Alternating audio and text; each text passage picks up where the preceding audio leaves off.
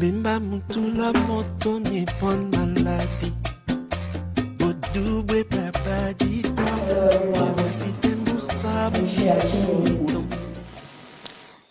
This story is titled Challenged. I hope you get challenged.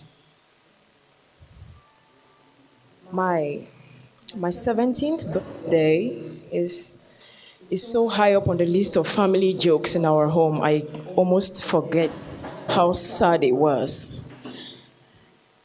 Because at the time,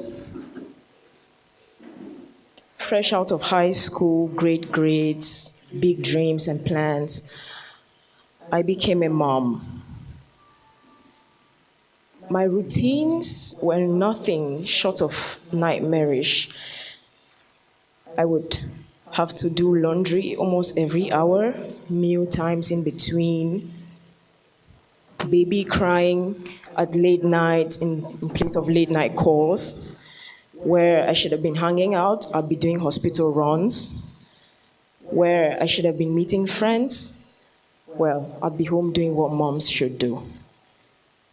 It was tough for the first 3 months or so. And then I had to go back to school. There was no stopping me. And so it only got worse. There was school, there was home, there was another person I had to be responsible for. I'd say it made me weary, but it made me responsible. Our home then was like there was a dark cloud over it. Nobody spoke much, nobody laughed. Mom was awfully quiet.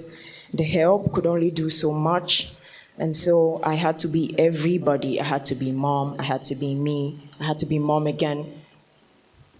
Well, it got worse when holidays would come around and you would expect to see your siblings and we would all have a laugh or something. And then everybody would come around and they would tiptoe around the issue, you know. Nobody wanted to talk about the elephant in the room. Nobody wanted to go too deep just in case they hurt somebody. And it was fine for a time. And my older sister, she wouldn't call. She wouldn't talk to anybody. She was mad. And when the calls did come, maybe once in a few months, it would go something like, "Hello, babe. Hey, big sis, how are you? How is everything going? I'm fine. How are you? I'm fine too. How is the baby? She's doing great. I would like to know. Are you all fine? Yes. Okay, that's it. You take care." And so there was so much hurt. There was enough to go around. And at some point, I just wouldn't have it. This was not what my life was meant to be. So the year wound around to an end, and it was finally time for everybody to get back. Siblings from boarding school, and we kept looking at the door, waiting for when my older sister would come back home, and then we'd know that everything was fine. And then one day she showed up, and she was mad at everybody. She wouldn't say anything, and when she did say something, it was just a snap at you, and we kept tiptoeing around the issue the whole time. And so on my 17th birthday, I decided this was too much. I was a mom, so what? We had to talk about this. And so I gathered them round, and I put everybody down, and I said, you know what? We have an issue. We can't keep pretending about this. We have to talk about it. Everything has changed. We have a new family member. We can't keep pretending like she's not here. She's a kid. She's talking now. She's walking now. There's something we have to put in her, and we have to start from ourselves. So here's what we're going to do. If you have an issue with me, if you have a problem with this, you wake up and you say it, because today is my day, and we're sorting this out my way. And so everybody, I guess they were scared. I guess they figured enough was enough. And so everybody had something to say. My kid brother, I don't know how to deal with this. We've never had this happen in our home. We've always known that we go through the straight paths. We go to school, we get married, we have kids. We don't know how this is supposed to work. And I was like, okay, noted. Everybody else had something else to say. We don't know if we should touch your baby. We don't know if we should help. We don't know if we should let you do it. Okay, noted. And so I walked up to my big sister and I said, I'd like to hear from you. It would mean the world to me.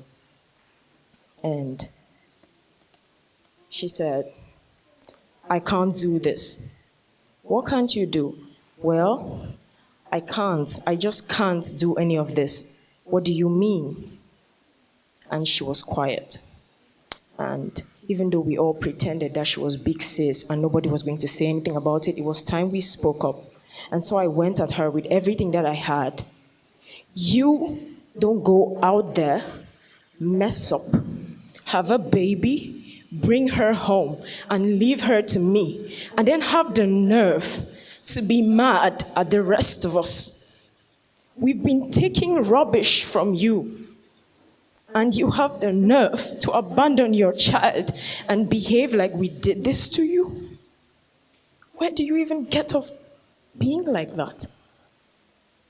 And she burst into tears. I guess she was surprised. She didn't know that was going to come. And she went.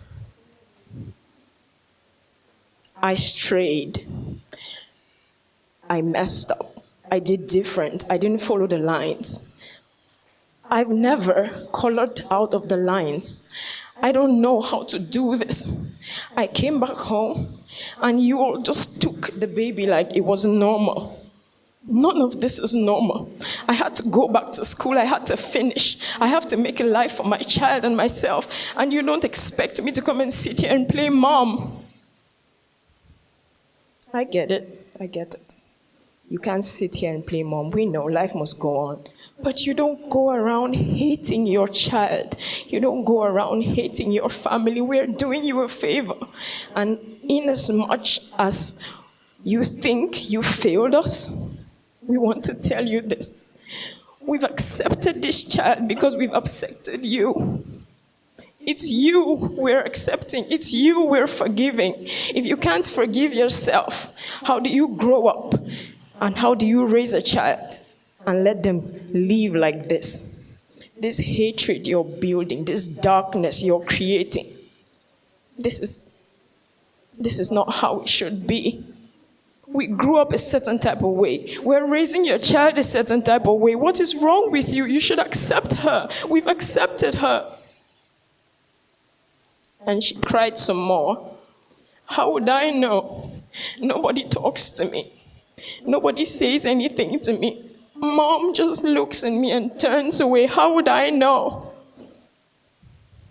And I said, big sis, I'm 17. I have no business playing mom, but I've been doing it for a year, and I've been going to school alongside. That is acceptance. If you can't see forgiveness for what it is, then you need to revisit the drawing board. You need to go back to school. You need to go back to God and find out what it is you're looking for, because we've forgiven you, because we love you, because we want you to say something. Say something and we will talk back. We don't know what to say around you. For the first time in my life, I stood up for something I felt good. I knew there would be repercussions, but I felt good about it. I'd spoken my mind. It was left to them. Take it as you will. And my sister got up. She went on her knees and she begged us to forgive her. It wouldn't happen in a day. It was a process. But now, that day is a joke. But more than anything, that day is a lesson. We look at each other and we see love. We see true forgiveness. We see true family. Because that is what family is. If you cannot forgive family, you can't forgive. It starts with you, and it starts with what comes out of you. If you couldn't accept your own child, you can't accept anybody.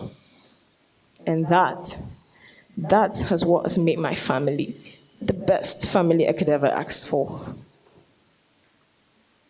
If you have pain in your heart, if you have darkness in your heart that you're molding, set it aside. Ask. Maybe they've forgiven you. You just don't see it. Forgive yourself. Because that was what my sister did. And now I am proud because I grew up before my time. But I'm a great woman. I can't blame anybody for it. I'm grateful to her.